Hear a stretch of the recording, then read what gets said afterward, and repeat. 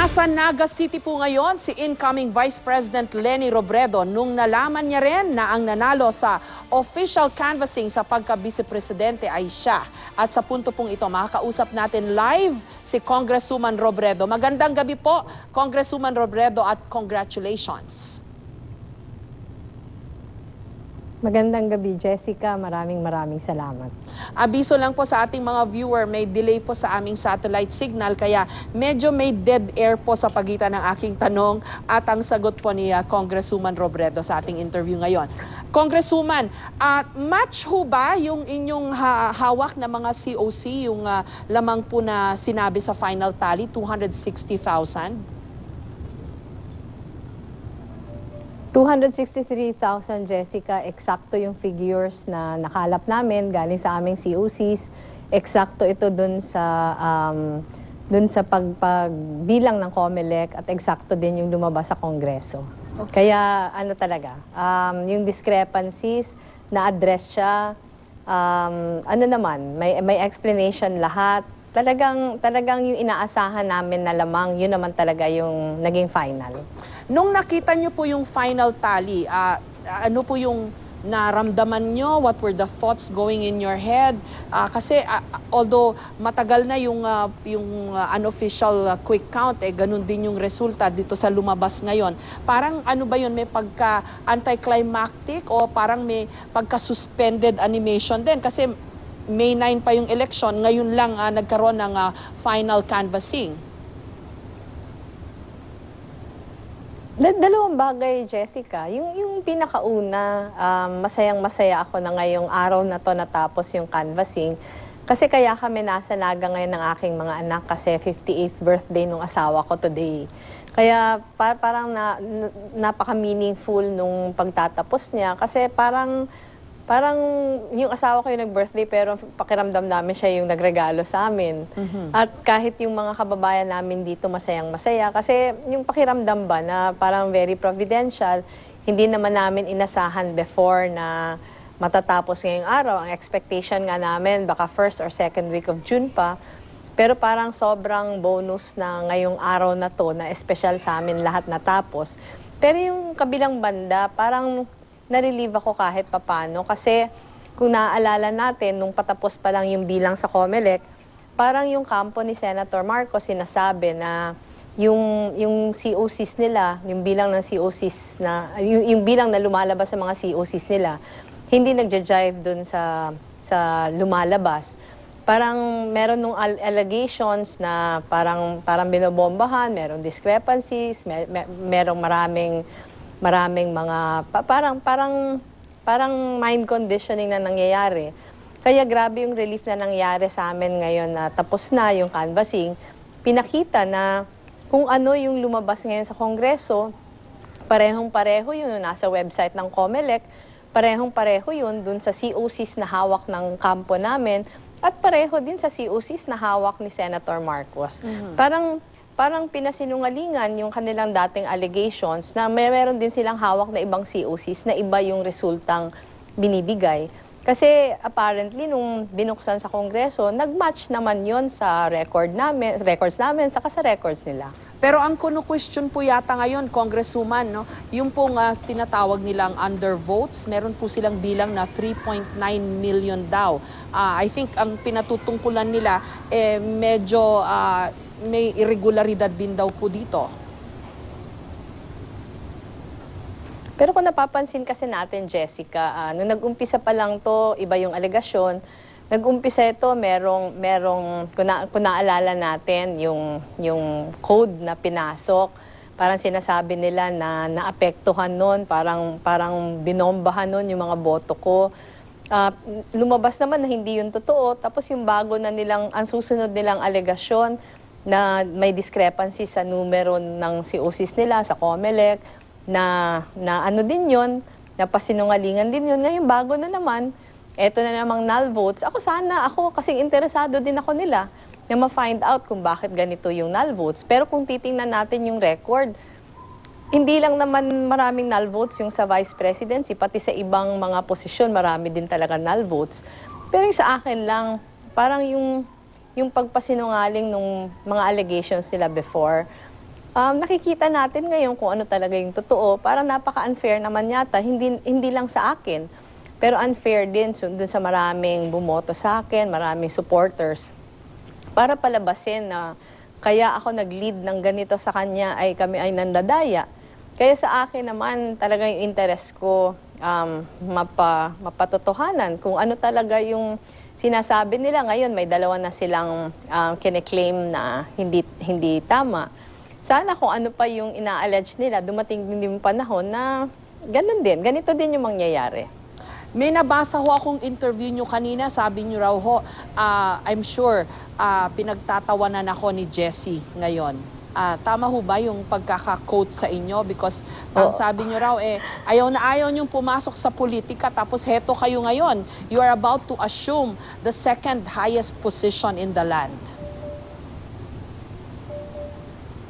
Tama yung quote sa akin, Jessica, kasi kanina, earlier in the day, tinatanong ako kung palagay ko daw ano yung sinasabi sa akin ni Jessie ngayon. Sabi ko, I think part of him tinatawanan ako kasi alam niya na ayaw kong pumasok sa politika kasi twice na nag-term limit yung asawa ko, yung 98, saka yung 2010.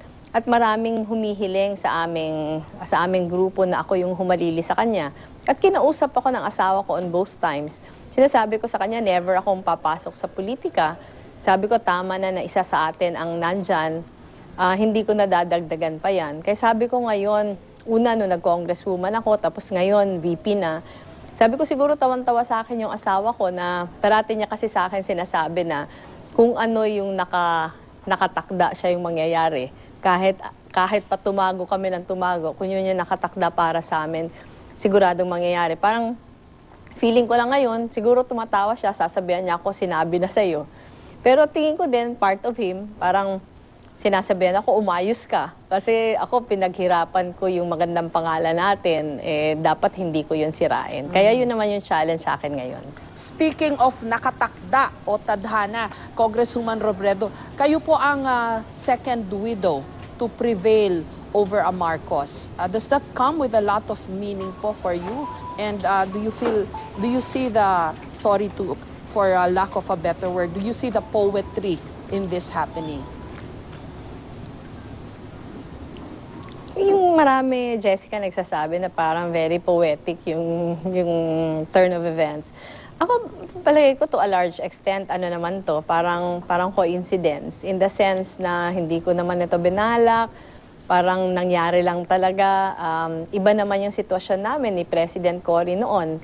Nung tumakbo si President Cory, those were, parang the times were more difficult than now. In the sense na nung pumasok siya, nasa diktadurya pa tayo, napakahirap labanan nun yung diktadurya. Etong sa akin, hindi na ganun kahirap. Nung kumandidato ako, naibalik na sa atin yung demokrasya natin, yung paglaban ko ngayon, parang mas fair game lahat. Lahat kami binigyan ng pagkakataon na, yung pagkakataon na nabigay sa akin, yun din yung pagkakataon na binigay sa ibang mga kandidato. Hindi ganon nung panahon ni President Aquino. Talaga yung binabangga niya doon, napaka-tigas na pader.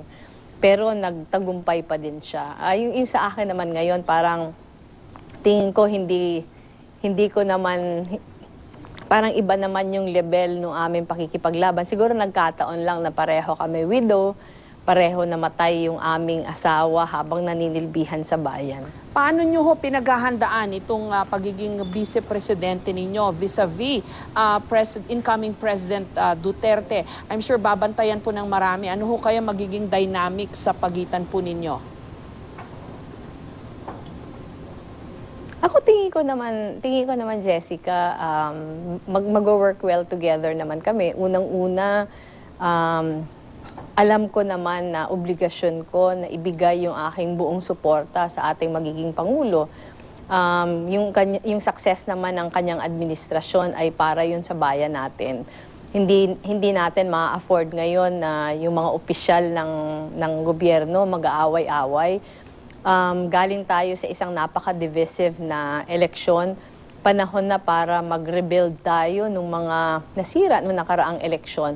At hindi makakatulong na hindi buo yung aking pakikipagtulungan sa kanya. Yung sa akin kasi ngayon, hinintay ko talaga na matapos itong bilangan, hihintayin ko hanggang maproklama ako bago magsimula na mag-transition. Kasi ako naman, napakataas ng aking paggalang sa mga proseso. Kaya sa akin talagang kahit medyo nakakainip minsan, talagang hihintayin natin na maging opisyal, hihintayin natin maging pinal yung lahat. Ngayon ngang araw na naging pinal na yung bilangan, yung information na nakarating sa atin, baka daw sa Lunes ay magkaroon na ng proklamasyon. Pag nagkaroon na ng proklamasyon sa Lunes, Vice President-elect na tayo niyan, mas nasa posisyon tayo na gumawa ng mga hakbang para ihanda yung sarili sa pag-occupy ng posisyon sa June 30. Baka may gusto ho kayong sabihin, Congresswoman Robredo, sa inyo pong mga supporter, lalo na po yung mga bumoto po para sa inyo. Ako, Jessica, gusto ko lang kunin yung pagkakataon na to na pasalamatan yung napakaraming nagsakripisyo para sa akin. Alam po natin na nung nag-umpisa ko, halos wala namang nakakakilala sa akin. Sad-sad po ako sa surveys noon. Pero yung mga ilan na naniwala na sa atin, talaga pong buong puso, talagang yung pagtulong po sa akin, hindi lang sa oras, hindi lang sa pagod, pati sa resources, buong buo yung pagbigay ng sarili nila. Hanggang po ngayon, tapos na ang eleksyon, andyan pa din sila, nagbabantay ng boto ko. Ako po hindi matatawaran yung lahat na tulong na ibinigay niyo. Hindi lang po para sa akin, pero para sa bayan. Hindi ko po ito mararating kung nasan man ako ngayon, kung wala po kayo. Kaya maraming salamat. Maraming salamat po, Congresswoman or ano po ba, incoming Vice President Leni Robredo. Maraming salamat po at Maraming magandang gabi salamat. po.